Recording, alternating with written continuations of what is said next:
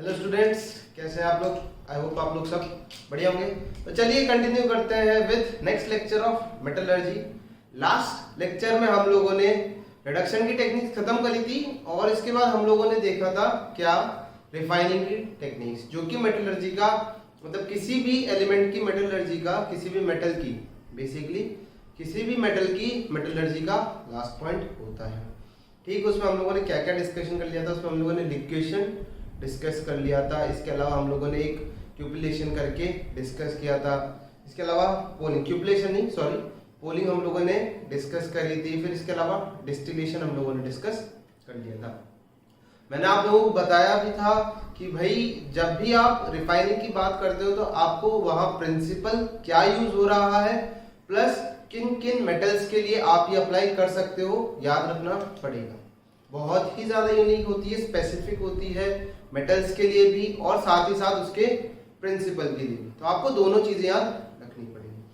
चलिए इसके बाद हम लोग बात करते हैं अगली रिफाइनिंग टेक्निक की, यानी कि फोर्थ नंबर होना चाहिए आई गेस। हाँ चलिए, फोर्थ नंबर है, दैट इज योर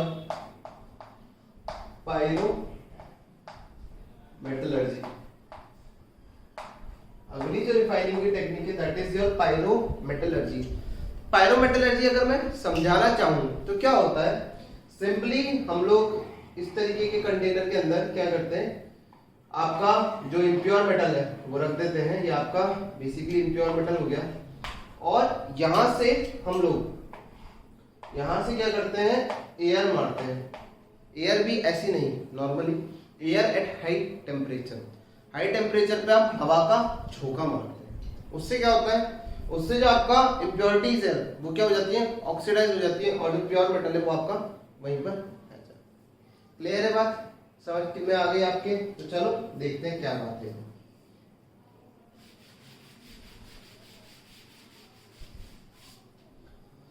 लिखते हैं हम लोग स्टेटमेंट। लिखो एक बार, आप लोग लिख लो पायरो मेटलर्जी हेडिंग डाल के। Air blast is passed, air blast is passed, air blast is passed, air blast is passed through the metal, air blast is passed through the metal at high temperature, air blast is passed through the metal at high temperature, at high temperature to at high temperature to oxidize the impurities, to oxidize the impurities। ठीक, चलो इसके अंदर भी दो techniques होती है, मतलब दो अलग अलग मेटल्स के लिए हम लोग बात कर सकते हैं। जो पहला आता है, जो पहली टेक्निक है दैट इज योर क्यूपलेशन। क्यूपलेशन, ठीक है, स्पेलिंग चेंज कर ले, क्यूपलेशन। एक बार मैं स्पेलिंग चेक कर लेता हूँ। हाँ, क्यूब, यहाँ पर ई आया। This is your cupellation. Cupellation किसके लिए करते हैं? For metals like silver, gold. इनके अंदर जो इम्प्योरिटीज होती है, जो आपके पास इम्प्योरिटीज होती है वो बेसिकली किसकी होती है, वो होती है हमारे पास लेड की। इसके अंदर जो इम्प्योरिटीज होती है वो किसकी होती है, हमारे पास लेड की होती है। तो होता क्या है, जैसे ही आप एयर पास करोगे एट हाई टेम्परेचर तो ये क्या बना लेता है, PbO2 बना लेता है और बाहर निकल जाता है। PbO2 बाहर तो नहीं निकलेगा, बेसिकली ये ऑक्साइड है तो PbO2 बन जाएगा। उसके बाद हम इसको अलग कर सकते हैं, आसानी से हम इसको क्या कर सकते हैं, सेपरेट कर सकते हैं। तो this is cupellation and second is mesmerization। mesmerization ये किसके लिए होती है, ये होती है हमारे पास for refining of copper. Copper की रिफाइनिंग के लिए होती है। क्यों? क्योंकि कॉपर के अंदर जो इम्प्योरिटीज होती है वो किसकी होती है, कॉपर के अंदर इम्प्योरिटीज होती है हमारे पास, इम्प्योरिटीज ऑफ किसकी होती है पता है, आयरन की। ठीक है, आयरन मत लिखो, नहीं तो इसको लिख दो आप, इम्प्योरिटीज होती है FeO की। तो ठीक नहीं इसको चाहिए ओके भाई इसको सही रहता है। इम्प्योरिटीज ऑफ आयरन होती है। तो क्या होता है इसमें एक बेसिमर कन्वर्टर होता है, बड़ा सा एक ढांचा होता है जिसका स्ट्रक्चर जहाँ तक एनसीईआरटी में दे रखा होगा, तो आप लोग वहाँ पर देखना, वहाँ पर अलग अलग जिस तरीके से हम लोगों ने थोड़ा सा फर्नेस पढ़ा था, ब्लास्ट फर्नेस, कुछ उसी तरीके का होता है, बेसिमर कन्वर्टर बोलते हैं उसको।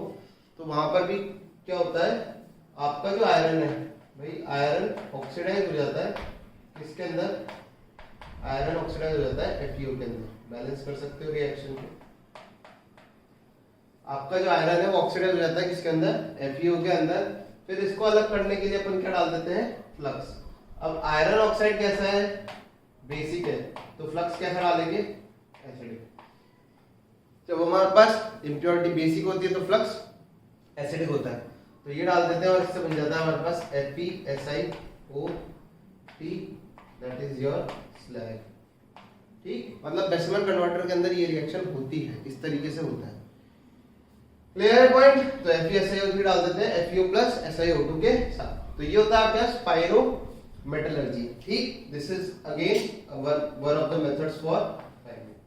ठीक, जो पांचवा आ जाता है हमारे पास, अगला आता है इलेक्ट्रो रिफाइनिंग। इलेक्ट्रो रिफाइनिंग में बेसिकली क्या करते हैं ना, जो प्रिंसिपल है वो क्या है, हम क्या करते हैं, इस तरीके से apparatus बैठाते हैं, बैटरी यहां पर आपके पास ये होता है हमारा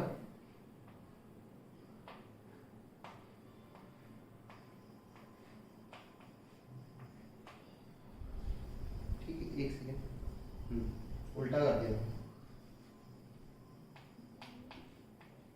ये होता है हमारे पास आपका anode, that is of impure metal.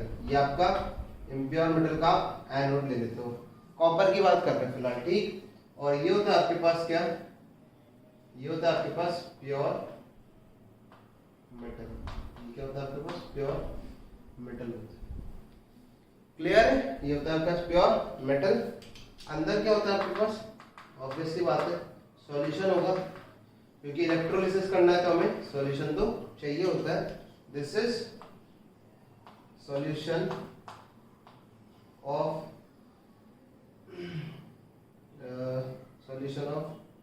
Metal salt बोल सकते हो, इसको एक्वस लिख दो, aqueous solution of metal salt. हमारे पास होता है aqueous solution of metal salt, aqueous solution of the salt. ठीक, और मेटल भी कौन सा है, मेटल वो है which is to be refined। ठीक, तो जैसे ही आप लोग इस apparatus को चालू करते हो, मतलब आप लोग इसको क्या करते हो, ऑन करते हो, होता क्या है, रिएक्शन क्या होती है, ये आपके पास कैथोड है, और मैं लिखना भूल गया यहाँ पर, प्योर मेटल तो है ही सरी, साथ ही साथ में ये आपका क्या है, कैथोड भी है। ठीक, ये आपका कैथोड है, प्योर मेटल पे कैथोड है और इम्प्योर मेटल पे हमारा एनोड है। ठीक, या फिर एनोड पे हमारा इम्प्योर मेटल है। रिएक्शंस क्या क्या होती है वो देखो, सॉल्यूशन में हमने एक्वस सॉल्ट दिया है, अगर मैं कंसीडर करता हूं कॉपर को, ठीक है, फॉर एग्जांपल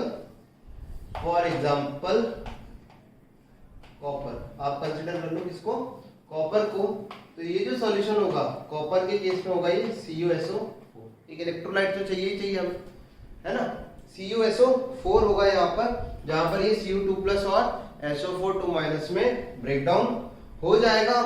उसके बाद रिएक्शंस क्या क्या होती हैं वो देख लेते हैं, तो फर्दर बात कर लेते हैं हम लोग रिएक्शंस की। तो एनोड पे क्या होता है हमारे पास, एनोड पे होता है हमारा ऑक्सीडेशन। एनोड पे क्या होता है, एनोड पे होता है ऑक्सीडेशन। तो कॉपर जो इम्प्योर कॉपर है वो किस में कन्वर्ट होगा, Cu+2 के अंदर, ये एक्वस में चला जाएगा। ठीक, जो इम्प्योर कॉपर है वो किस में चला जाएगा, Cu2+ के अंदर। क्लियर। प्लस यहाँ पर आप 2 इलेक्ट्रॉन भी लिख सकते हो। और कैथोड पर क्या काम होगा, कैथोड पर होगा आपका Cu2 प्लस 2 इलेक्ट्रॉन एक्सेप्ट करके क्या बना देगा, Cu सॉलिड। ठीक, ये जो आपने कॉपर लिया है दिस वुड बी इम्प्योर, और ये जो आपको कॉपर मिला है ये क्या होगा आपका, एनोड है, इम्प्योर है। इम्प्योर है मतलब इम्प्योरिटीज तो मतलब कॉपर के साथ इसमें और क्या होती है, इम्प्योरिटीज होती है। जनरली जो कॉपर की ओर होती है, सुनना, जो कॉपर की ओर होती है ना उसमें इम्प्योरिटीज होती है हमारे पास सिल्वर, गोल्ड और प्लैटिनम की। किसकी होती है, सिल्वर, गोल्ड और प्लैटिनम की। तो यहां हमें क्या देखने को मिलेगी, यहां देखने को मिलेगी हमें इम्प्योरिटीज। ठीक, ये जो इम्प्योरिटीज है इसको अपन बोलते हैं, इनको अपन क्या बोलते हैं, इनको बोलते हैं एनोड मड। क्या बोलते हैं, एनोड मड बोलते हैं। एनोड मड के अंदर कौन कौन होता है देखना जरा, हमारे पास होता है सिल्वर, गोल्ड और प्लैटिनम जैसी इंप्योरिटीज होती है। एनोड मड के अंदर हमारे पास किस किस की इंप्योरिटीज होती है, सिल्वर हो गया, गोल्ड हो गया, प्लैटिनम हो गया। इसीलिए जब हम इलेक्ट्रो रिफाइनिंग करते हैं किसके लिए, कॉपर के लिए, तो जो खर्चा आता है ना जब हम कॉपर की इलेक्ट्रो रिफाइनिंग करते हैं ना, जो कॉस्ट आती है वो इसके एनोड मड से ही पूरी हो जाती है। ठीक है, मतलब आप जो भी आप apparatus का यहाँ खर्चा कर रहे हो, जैसे बैटरी लगाई है, सॉल्यूशन दिया है, ठीक है, पानी तो फ्री का देता है, फिर भी जैसे कॉपर सल्फेट लाए हो तो उसका जो खर्चा होता है वो एनोड मड में जो इम्प्योरिटीज निकलती है हमारे पास सिल्वर, गोल्ड और प्लैटिनम की, इससे ही पूरा हो जाता है। इसके अलावा मैं बताता हूँ आपको, यहाँ पर एक चीज का खास ख्याल रखा जाता है कि जनरली जो कैथोड होता है वो प्योर मेटल का ही होता है। मतलब अगर मैंने केस लिया कॉपर का तो ये होगा आपका इम्प्योर कॉपर और ये होगा आपका प्योर कॉपर। ऐसा नहीं कि सिर्फ कॉपर के लिए होती है, बहुत सारे एलिमेंट मेटल्स के लिए होती है। यहाँ पर प्योर कॉपर लिया और यहाँ पर इम्प्योर कॉपर लिया। हो सकता है आपको कहीं देखने को मिले जो कैथोड है वो कभी कभार प्योर एलिमेंट नहीं भी होता है। ठीक, जहां तक मुझे याद है मैग्नीज और क्रोमियम के केस में, शायद मेरे को ध्यान नहीं आ रहा है, ठीक है, मैग्नीज और क्रोमियम के केस में हम लोग प्योर मेटल नहीं रखते हैं। ठीक है, मैग्नीज और कॉपर के केस में जहां तक क्रोमियम, कॉपर नहीं, मैग्नीज और क्रोमियम के केस में जहां तक प्योर मेटल नहीं रखा जाता है। इसके अलावा एल्यूमिनियम के भी केस में शायद प्योर मेटल नहीं रखते, I am not sure, but ऐसा देखा जाता है कहीं कहीं पे कि कैथोड जो है वो pure metal, generally pure metal ही होता है, बट इसको हम लोग चेंज कर सकते हैं। जैसे मरकरी लेते हैं, ठीक है, हम मरकरी लेते हैं, क्या लेते हैं मेरे को ध्यान नहीं आ रहा है किसके केस में लेते हैं, थोड़ा सा मेरे को रिमेम्बर नहीं हो रहा है, बट जनरली कैथोड जो होता है वो प्योर मेटल होता है। कहीं कहीं पे इसको चेंज कर देते हैं। उसका लॉजिक भी आता है हमारे पास किससे, उसका लॉजिक आता है हमारे पास आपकी इलेक्ट्रोकेमिकल जो सीरीज है ना, इलेक्ट्रोकेमिकल सीरीज है ना, जहां पर हम लोग देखते हैं कि कौन किसको सब्स्टिट्यूट कर सकता है, उस सीरीज से भी हमारे को कुछ आइडिया मिल जाता है। ठीक है, उसी से उसका रीजन आता है। होता क्या है ना, जब पानी भी है तो यहाँ पर हाइड्रोजन भी हो सकता है क्या हो जाए, रिड्यूस हो जाए, है ना, यहाँ पर पानी है तो हो सकता है हाइड्रोजन भी रिड्यूस हो जाए। तो कैथोड पे हाइड्रोजन का रिडक्शन बचाने के लिए, ठीक है, कैथोड पे हाइड्रोजन का रिडक्शन बचाने के लिए हम क्या कर देते हैं, यहाँ पर चेंज कर देते हैं, मेटल को चेंज कर देते हैं, प्योर मेटल ना लेते हुए हम कोई और ले लेते हैं। क्लियर है, तो आप लोग देख सकते हो शीट में भी दे रखा होता है, और इसके अलावा आपको अपनी बुक्स एनसीईआरटी के अंदर भी यहाँ तक मिल जाएगा। क्लियर है, so this was your fifth electro refining. चलो अब अगला आता है इंपॉर्टेंट, यहां से जो आपको मेटल मिलेगा वो अच्छा खासा प्योर मिलेगा, मतलब आप मान लो प्योर है तो ये कुछ 99.95% तक की प्योरिटी देखने को मिलती है, काफी अच्छा, बहुत ज्यादा प्योर मेटल मिलता है। इलेक्ट्रोलाइटिक रिफाइनिंग बहुत अच्छी होती है, मतलब काफी प्योर मेटल्स निकालने के लिए काम आता है। इसके बाद आता है हमारे पास जो अगला है that is your zone refining, और ये काफी इंपॉर्टेंट है, ठीक है, इसका फंडा समझना सबसे ज्यादा इंपॉर्टेंट है। सो ये किसके लिए करते हैं, फॉर हाई प्योरिटी सेमीकंडक्टर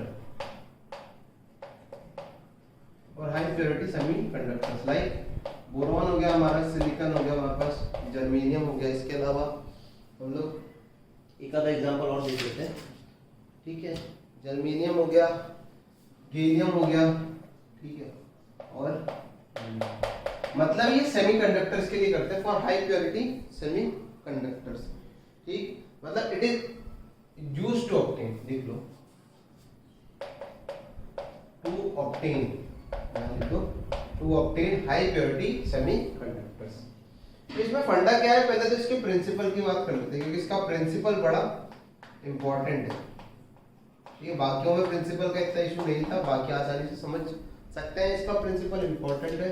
इसका प्रिंसिपल कहता है क्या,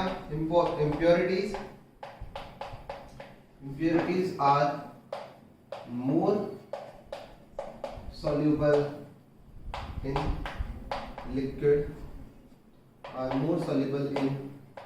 liquid, as compared to solid।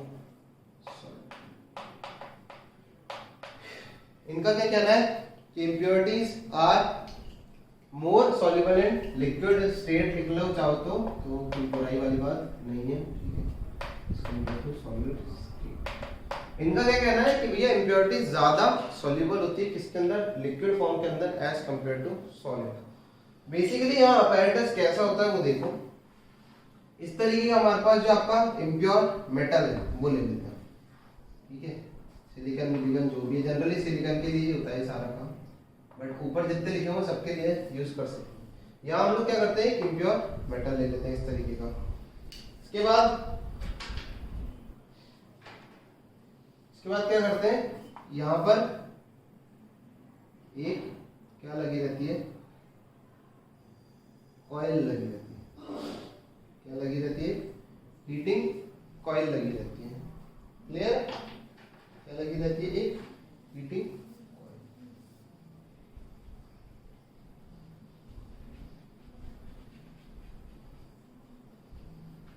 This is your impure, नहीं, पूरे को जो है आपका ये पूरा क्या है, आपके पास ये इम्प्योर सॉलिड है, ठीक है, इम्प्योर मेटल। ये होती है आपके पास एक हीटिंग कॉइल। क्या होती है, हीटिंग कॉइल। तो बेसिकली क्या होता है, इस तरीके का आपका इम्प्योर मेटल है, क्या है आपके पास। अच्छा, हीटिंग कॉइल जो है साथ ही साथ में मैं लिखना भूल गया, ये मूवेबल होती है, इसी का यूज है सबसे ज्यादा। कैसे होती है, मूवेबल, मतलब इस तरीके से आपके पास क्या आपका इम्प्योर मेटल है, तो इस तरीके से मूव कर सकती है, कुछ इस तरीके का आपके पास मूवेबल हीटिंग कॉइल होती है, जो इसके ऊपर इम्प्योर मेटल के ऊपर मूव कर सकती है। अब होता क्या है, यहां से स्टार्ट करा हमने, क्या करा, यहां से आपका स्टार्ट करा, इस एंड से स्टार्ट करा इसको चलना, तो क्या होगा, ये गर्म है ना, गरम है। आपका जो मेटल है इसके अंदर इंप्योरिटीज प्लस प्योर मेटल दोनों है। आपका ये प्योर मेटल प्लस क्या है, इंप्योरिटीज। यहाँ पर प्रिंसिपल लिखा है, impurities are more soluble in liquid state as compare to solid. तो ये जो मूवेबल हीटिंग कॉइल है वो कहीं यहाँ से स्टार्ट हुई होगी, स्टार्टिंग पॉइंट यहाँ से हुआ होगा। तो होगा क्या, ये हिस्सा गर्म होगा, है ना, हीटिंग कॉइल है तो ऑब्वियसली ये हिस्सा क्या होगा, गर्म होगा। गर्म होगा तो क्या होगा, पिघलेगा। गर्म होगा तो क्या होगा, पिघलेगा। पिघल के क्या होगा, जो इंप्योरिटीज है वो आगे की तरफ बढ़ जाएंगी और जो प्योर मेटल है वो पहले ही रह जाएगा। जैसे अभी मान लो इसकी पोजीशन यहाँ पर है, यहाँ पर इसकी पोजीशन कुछ इस तरफ है, आपके पास कुछ इस तरफ है। तो जिस पोर्शन में ये रुका हुआ रहता है, जिस पोर्शन में ये जाएगा वो पोर्शन कैसा हो जाएगा आपके पास, लिक्विड। क्या हो जाएगा, लिक्विड हो जाएगा। यहां से जो चल के आया था, ठीक है, इस एंड से तो मैंने बताया आपको ये चल के आया था, तो यहाँ का एरिया तो पिघलाते हुए आया ही होगा। तो होगा क्या, ये इंप्योरिटीज को जोड़ता हुआ चलेगा। क्या करेगा, जोड़ता हुआ। जैसे अगर आप लोगों ने कभी देखा हो कि अगर टेबल पे, क्लास टेबल पे अगर वाटर पड़ा हुआ है, ठीक है, और ड्रॉपलेट्स बहुत सारी हो चुके हैं, एक दूसरे के टूट चुके हैं, है ना, तो वो क्या होने लग जाती है, एक दूसरे से इकट्ठा होने की कोशिश करते हैं। अगर आप थोड़ा सा भी अगर पानी को चलाओगे, तो हल्का सा भी इंक्लाइन कर दिया टेबल को, तो जब वो पानी बहेगा तो वो जो ड्रॉपलेट्स है एक दूसरे से कनेक्ट करने की कोशिश करें। कुछ इसी तरीके का फंडा याद करता है। इम्प्योरिटीज क्या हुई, पिघली, पिघल के कहाँ चली जाएंगी, आगे की तरफ, इसी के साथ चलती जाएंगी, इस मूवेबल हीटिंग कॉइल के साथ ही चलती जाएगी। क्यों, क्योंकि बेसिकली क्या है, ये क्या है, गर्म है, ये इस एरिया को क्या कर रहा है, लिक्विड बना के रख रहा है, जिस भी एरिया पे ये रुक रहा है उस पे क्या करके रख रहा है, लिक्विड बना के रख रहा है। तो यहां से मूव करना चालू करना, इम्प्योरिटीज पिघली। अब इम्प्योरिटीज क्या चाहती है कि हम लिक्विड स्टेट में ही रहें, है ना, इम्प्योरिटीज क्या चाहती है, हम लिक्विड स्टेट में रहे, ज्यादा सॉल्युबल हो पाएंगे। चाहती तो नहीं है, हम चाहते हैं कि इम्प्योरिटीज लिक्विड स्टेट में रहे। तो हम क्या करते हैं, यहाँ से चलाना चालू करते हैं। इम्प्योरिटीज पिघली, एक साथ इकट्ठा हो गए, इसी पे चली गई कि हम तो हीटिंग कॉइल के साथ ही चलते जाएंगे। फंडा समझ में आ गई। यहाँ पर इम्प्योरिटीज पिघली और हीटिंग कॉइल के साथ चलने लग गई। चलते चलते चलते चलते चलते चलते चलते चलते चलते चलते यहाँ पर आ जाएंगे, चलते चलते यहाँ पर आ जाएंगी। बेसिकली हमारे पास यहाँ क्या बचेगा, यहाँ बचेगा हमारे पास प्योर मेटल। क्या बचेगा, प्योर मेटल। अगर मैं एक फोटो लेता हूँ इंस्टेंट के लिए, तो जो इस तरफ वाला हिस्सा है, जो इस तरफ वाला हिस्सा है कॉइल के इस तरफ वाला, उसमें तो क्या है, प्योर मेटल। और इस तरफ वाला जो हिस्सा है वो हमारे पास क्या है, इम्प्योर, इम्प्योर सॉलिड भी बोल सकते हो, इम्प्योर मेटल भी बोल सकते हो। ठीक, तो ये हो जाता है आपके पास सॉलिड्स।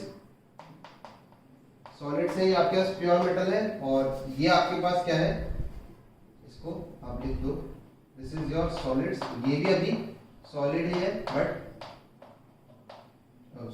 सॉलिड ही है, बट ये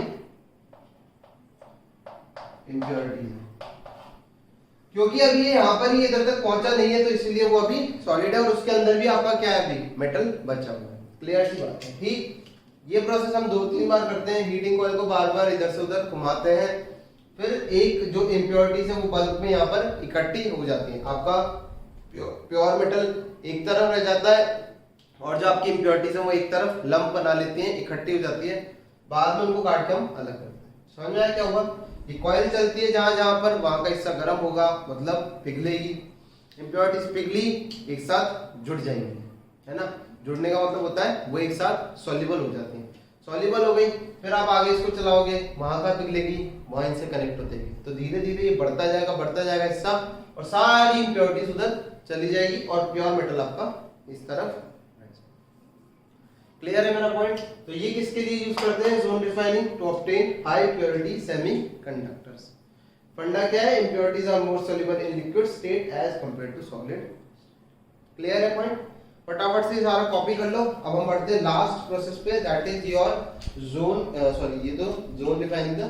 अब हम चलेंगे वेपर फेज रिफाइनिंग।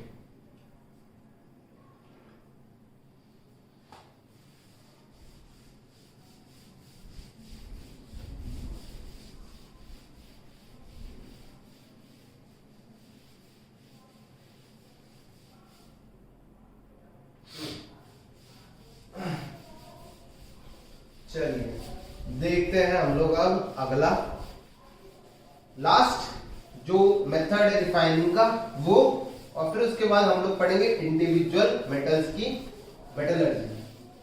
ठीक, जो लास्ट है तो यहाँ एक फंडा जरूर ध्यान में रखना, कैसे होता है समझ में आएगा। चलो अगला देखते हैं हम लोग, अब क्या बोलते हैं इसको,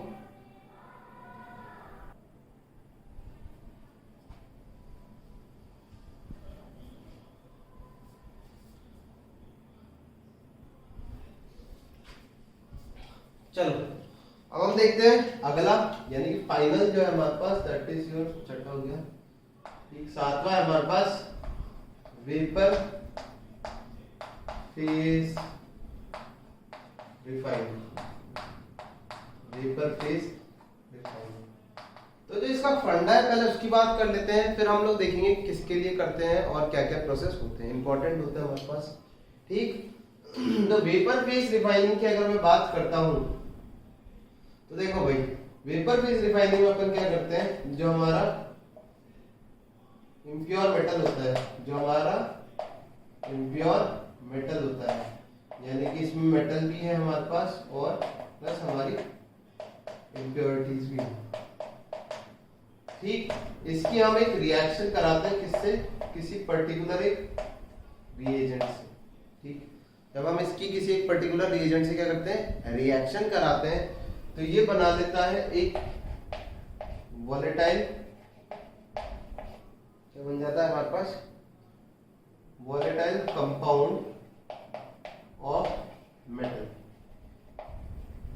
फिर उस मेटल को अपन क्या कर देते हैं, हीट कर देते हैं, और या फिर बोल सकते हो डिकम्पोज कर देते हैं। तो डिकम्पोज करने पर हमें मिल जाता है pure metal plus, pure metal मिल जाता है प्लस हमारे पास मिल जाता है हमें कुछ प्रोडक्ट गैस। होता क्या है, इम्प्योर मेटल में हम कोई रिएजेंट डाल देते हैं, इसकी रिएक्शन कराते हैं। इम्प्योर मेटल की क्या कराते हैं हम, रिएक्शन कराते हैं। तो होता ये है, मेटल तो रिएक्ट कर जाता है, इस रिएजेंट से मेटल तो रिएक्ट कर जाता है, बट जो इम्प्योरिटीज है वो रिएक्ट नहीं कर पाती। अब जो रिएक्ट नहीं कर पाई वो वहीं रह जाएंगे, इम्प्योरिटीज रिएक्ट नहीं कर पाती। उसके बाद जो अगला पॉइंट है वो है ये बनना, ये बहुत जरूरी बनना, क्योंकि अगर वॉलेटाइल नहीं बना तो फिर इस प्रोसेस का कोई मतलब नहीं है। बात समझ में आ रही है? इस प्रोसेस का वॉलेटाइल अगर मेटल नहीं बनता है, वॉलेटाइल कंपाउंड अगर नहीं बनता है मेटल का, तो इस प्रोसेस का कोई मतलब नहीं है। क्योंकि आप दोनों अगर अभी भी एक साथ है, अगर आपका इम्प्योरिटीज और कंपाउंड भी अभी भी एक साथ है, तो फायदा नहीं। तो यहाँ क्या होता है, वॉलेटाइल कंपाउंड बनता है, यानी कि वेपर्स बनेगी। कौन वेपर्स को अपन क्या करते हैं, इकट्ठा कर लेते हैं। क्या करते हैं, वेपर्स को इकट्ठा कर लेते हैं। तो यहाँ आपकी इम्प्योरिटीज रह जाती हैं, और जो वेपर्स उड़ती हैं, वेपर्स जो उड़ती हैं उनको अपन किसी और कंटेनर में इकट्ठा कर लेते हैं। इम्प्योरिटीज आपकी अलग हो चुकी है, और वेपर्स आपके आकर, वेपर्स इकट्ठा हो जाते हैं एक जगह उस कंपाउंड के, ना कि मेटल के। वेपर्स किसके इकट्ठा होते हैं, उस कंपाउंड के इकट्ठा होते हैं।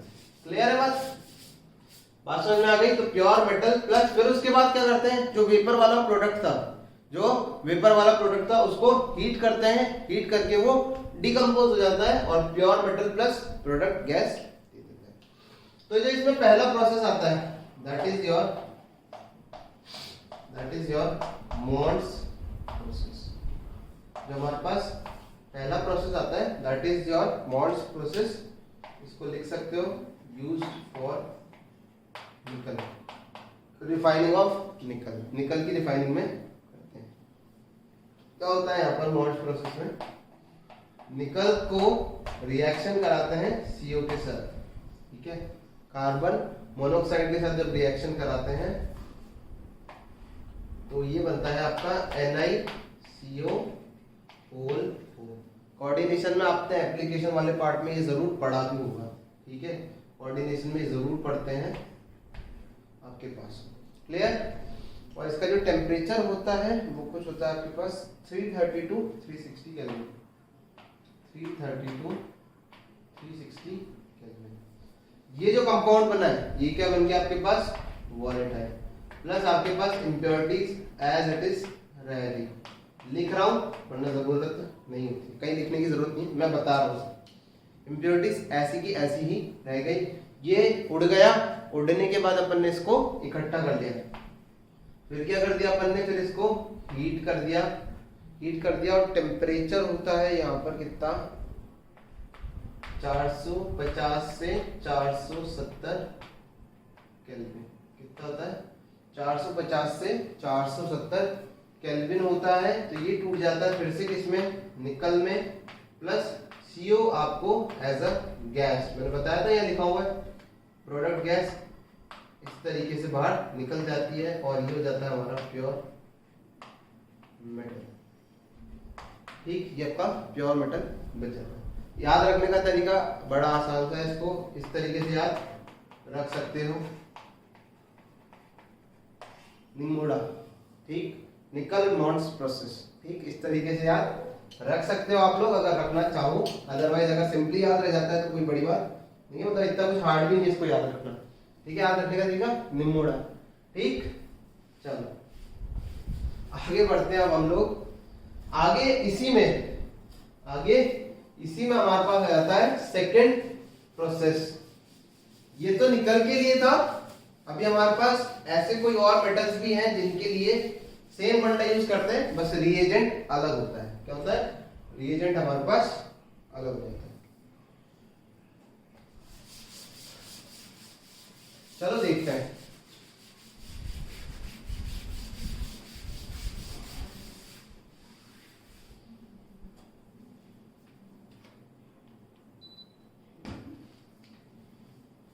जो अगला आता है that is your van Arkel's process, तो बोलते हैं वैन आर्कल्स प्रोसेस।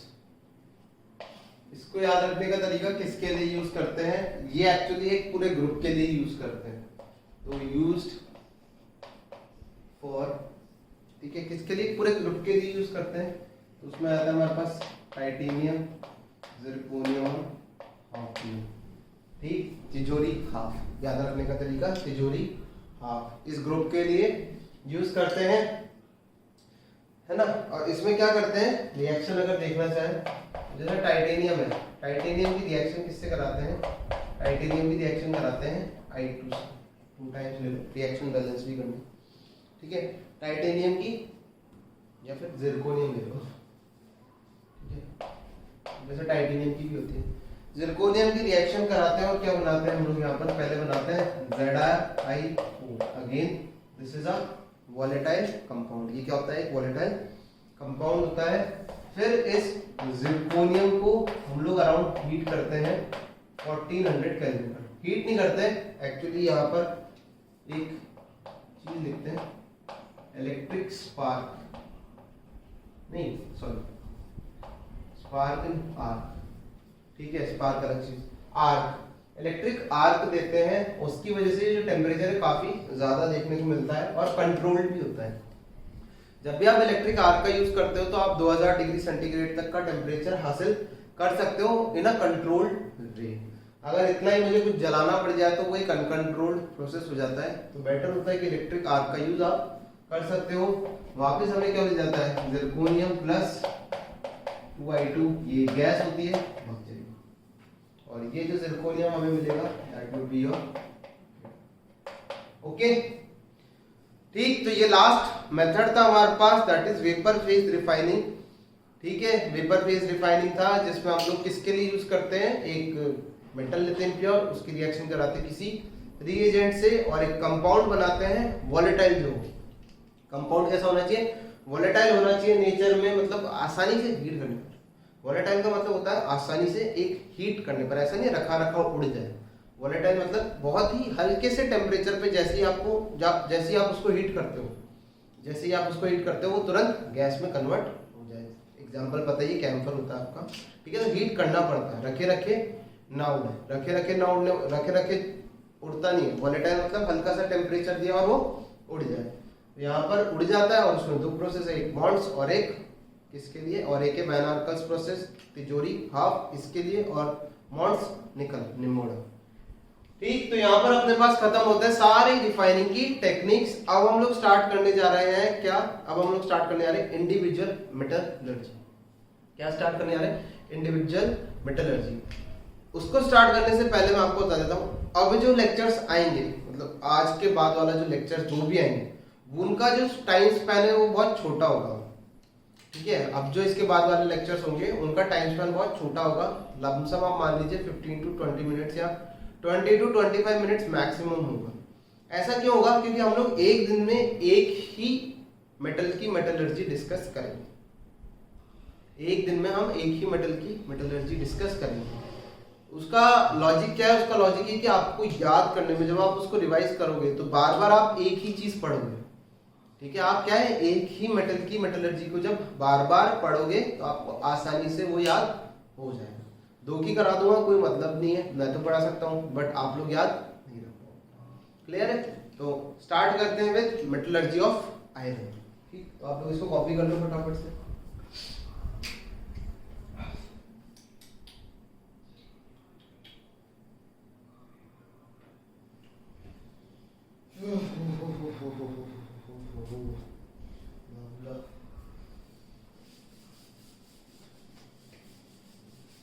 लाहौल बिलाहौल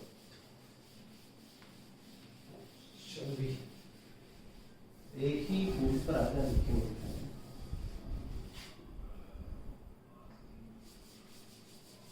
ज्यादा से ज्यादा 2 बार पढ़ने की जरूरत पड़ेगी बोर्ड को, इसमें हमारे पास आयरन की मेटलर्जी खत्म हो जाती है, क्योंकि मैक्सिमम आप लोग रिएक्शंस देख के आ चुके हो, ऐसे कुछ ज्यादा टाइम नहीं लगेगा।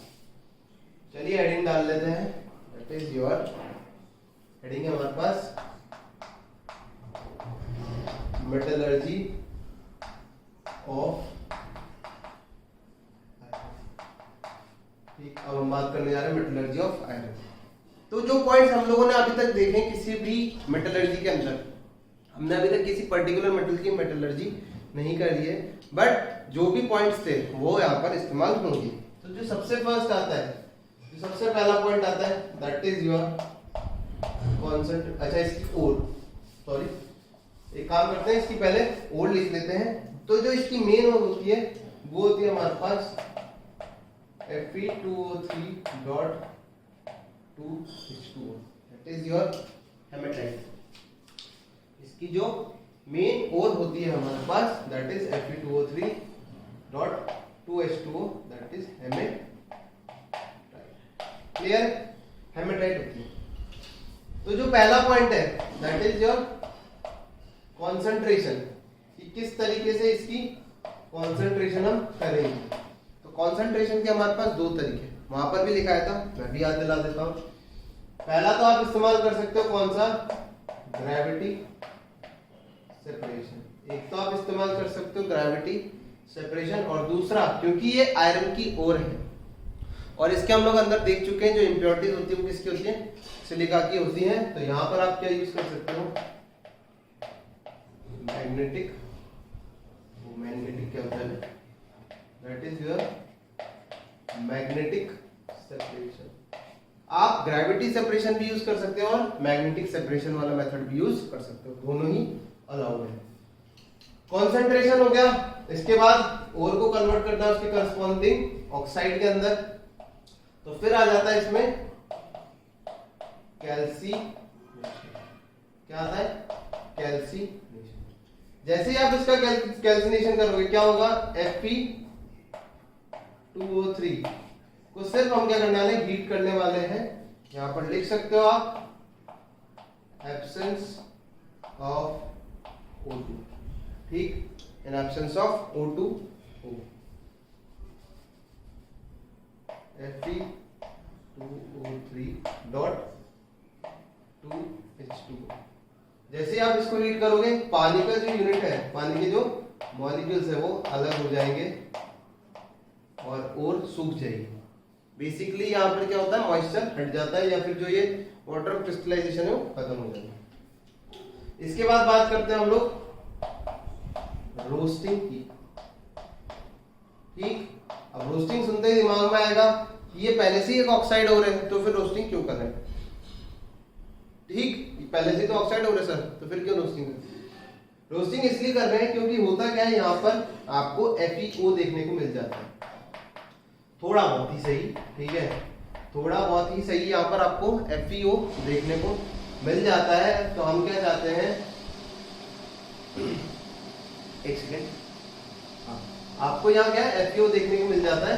तो हम उस FeO को किस में कन्वर्ट करना चाहते हैं, Fe2O3 के, क्या करना चाहते हैं, Fe2O3 के अंदर उसको कन्वर्ट करना चाहते हैं। इसलिए हम क्या कर देते हैं, रोस्टिंग कर देते हैं। तो इसको बैलेंस कर देते हैं, 2 यहाँ पर और हाफ यहाँ पर। So to convert remaining FeO into Fe2O3, roasting is done. Also यहाँ पर हम लोग और पॉइंट लिख सकते हैं, non metallic impurities like, non metallic impurities of लिख दो, phosphorus, arsenic, sulphur are removed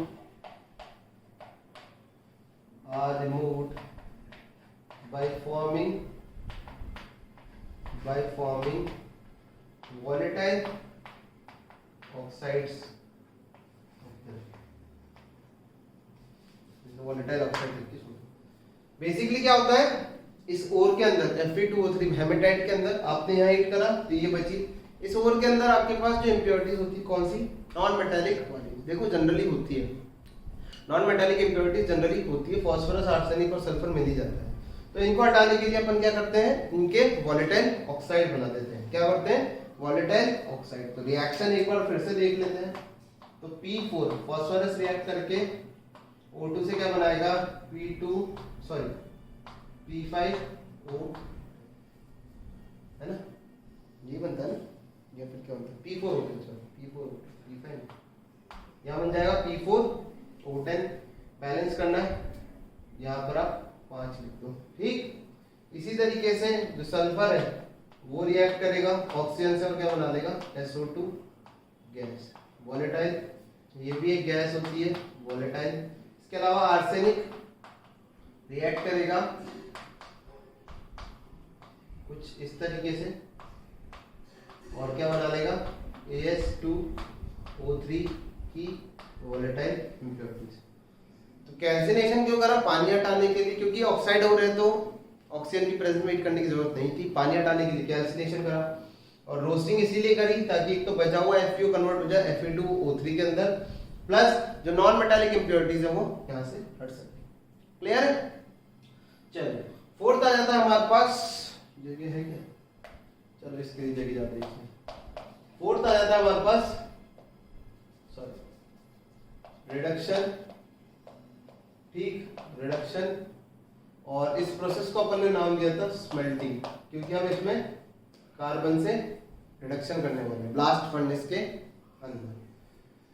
so reduction by carbon भी लिख सकते हैं, उसको स्मेल्टिंग बोलते हैं, ठीक है। यहाँ पर इस तरीके का भी लिखा हुआ है, इसको रिडक्शन बाय कार्बन, और इस प्रोसेस को बोलते हैं हम लोग स्मेल्टिंग। क्या करते हैं यहाँ पर अपने को याद होना चाहिए 3 जोन्स होते थे। क्या होते थे, 3 जोन। जो सबसे पहला होता था वो होता था combustion zone. Temperature was around 1000 to 1200 I guess, नहीं इसका ज्यादा होता था, सॉरी 1500 से, इसका चेंज कर दो, इसका होता था 1500 से 1600 डिग्री सेंटीग्रेड, ठीक है। कंबशन जोन होता था। यहाँ रिएक्शन अगर देखी जाए तो कुछ होती नहीं थी खास, कार्बन और ऑक्सीजन रिएक्ट करके CO2 गैस बनती है। दूसरा आता है हमारे पास, दूसरा कौन सा होता था, रिडक्शन जोन। दूसरा कौन सा होता था, रिडक्शन जोन होता था, जहां पर रिडक्शन होने वाला है। रिएक्शन सभी देखते हैं। इसका टेम्परेचर होता है around 300 degree centigrade to 700 degree centigrade, ठीक है। मैंने बताया भी था, अलग अलग मेंशन किया हुआ, बट यही मान के चल रहा हूं।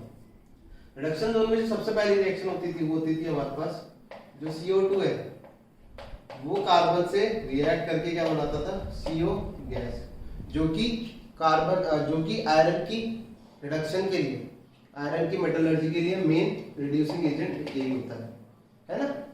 फिर उसके बाद हम लोग देखते थे कि जो FeO है, सॉरी Fe2O3 CO से रिएक्ट करता था और क्या बनाता था, Fe3O4 प्लस CO, ठीक है। अगर इसको बैलेंस करना है, बैलेंस करने के लिए यहाँ 3 का मल्टीप्लाई करो, यहाँ 2 का मल्टीप्लाई, इधर 9 है, ओके। फिर उसके बाद जो ये Fe3O4 बना है, ये Fe3O4 CO से रिएक्ट करके क्या बनाता था, FeO plus 3 times of FeO plus CO, 3 और बैलेंस है 5, ठीक है, बैलेंस है, ओके। और फिर लास्ट में हम लोग क्या देखते थे, FeO की रिएक्शन होती थी CO से, अगेन अब ये क्या बनाता था, Fe plus CO2, Fe plus CO, है ना, याद आ गया। ये सारी रिएक्शंस होती थी, तो ये तो बैलेंस ही ऑलरेडी। फिर आता था हमारे पास तीसरा, that is your slag formation. इस बार हम लोग स्लैग फॉर्मेशन और फ्यूजन को थोड़ा अलग रखते हैं। और स्लैग फॉर्मेशन का जो टेम्परेचर था वो था 800 डिग्री सेंटीग्रेड से 1000 डिग्री सेंटीग्रेड तक। यहाँ क्या होता था, यहाँ पर जो CaCO3 हम लेते हैं, क्योंकि यहाँ पर इंप्योरिटीज किसकी होती है, आयरन की ओर में, मेजरली सिलिका की, तो फ्लक्स कैसा लेंगे, बेसिकली क्यों? क्योंकि इम्प्योरिटीज कैसी है हमारे पास? एसिडिक है। तो CO की रिएक्शन होती थी किससे? Si2 से। ये हमारा फ्लक्स है और ये हमारी इम्प्योरिटीज है। ठीक, क्या बनता था? CaSiO3 सिलिकेट्स होते हैं generally. This is your slag. Slag बनने से क्या क्या फायदे होते थे? याद आ रहे? नहीं आ रहे तो मैं दिला देता हूँ। स्लैग बनने से क्या क्या होता था भाई? स्लैग बनने से दो काम होते थे। एक तो ये ऊपर तैरता है, ये आपके पास स्लैग हो जाता है। ठीक, और जो मोल्टन मेटल है वो नीचे रह जाता है। ये आपका मोल्टन मेटल हो गया और ये आपका स्लैग हो गया। स्लैग क्या करता था? ऑक्सीडेशन से बचाता था। स्लैग क्या करता था? फर्दर ऑक्सीडेशन से बचाता था। दूसरा, जो आपके पास रिफ्रैक्टरी इम्प्योरिटीज थी, यानी कि जिनका मेल्टिंग पॉइंट बहुत ज्यादा था, स्लैग बनाने से उनका मेल्टिंग पॉइंट क्या हो जाता है? कम हो जाता है और ये स्लैग ऊपर तैरता था। क्लियर है? तो स्लैग फॉर्मेशन जोन हो जाता था। उसके बाद आया था हमारे पास जो लास्ट होता है, that is your fusion zone. तो यहाँ लिखते हैं, फटाफट से इसको कॉपी करो, फिर आगे बढ़ो।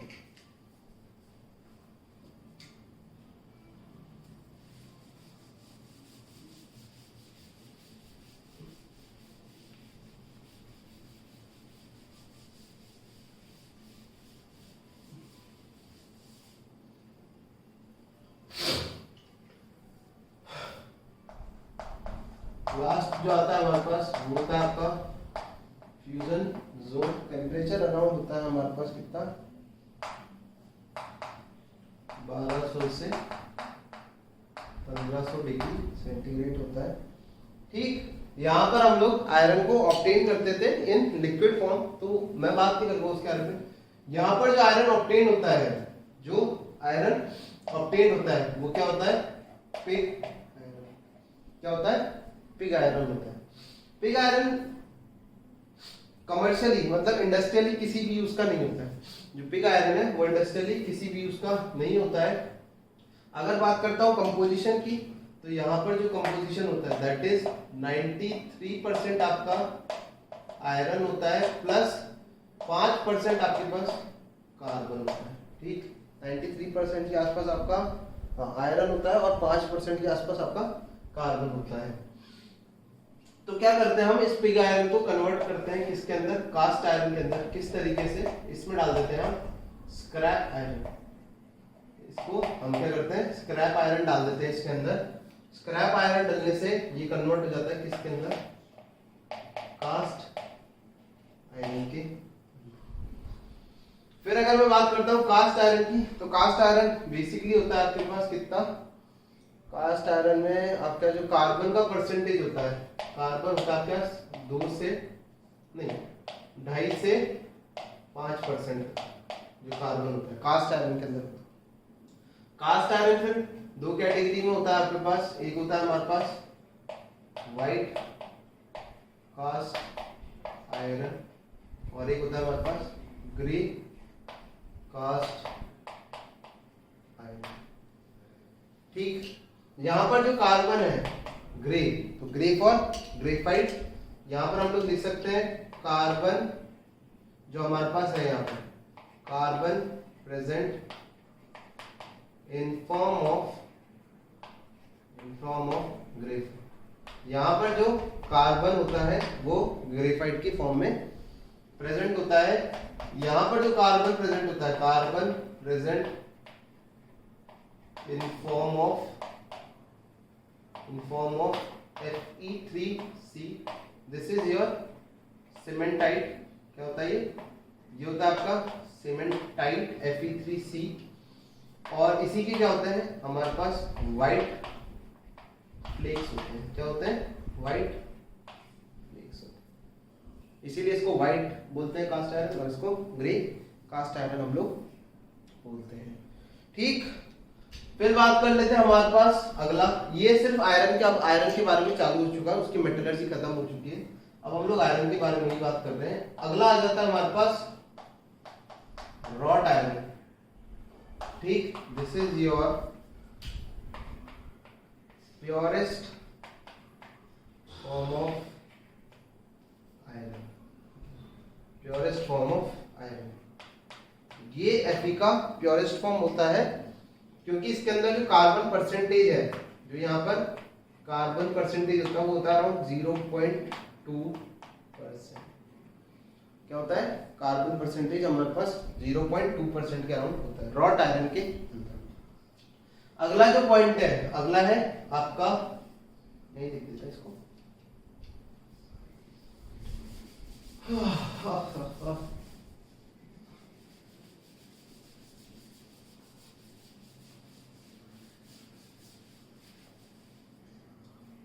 अगला जो आता है आयरन का ही एक प्रोडक्ट, दैट इज सबसे ज्यादा इंपॉर्टेंट प्रोडक्ट। तो क्या ये है? स्टील। अब हम बात करने वाले स्टील की।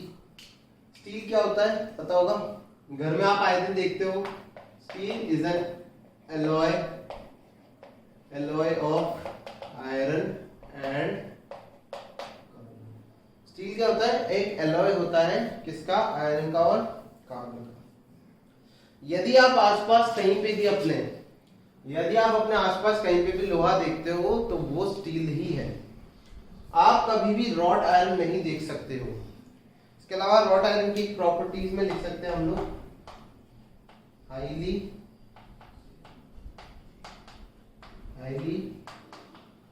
Malleable and tough.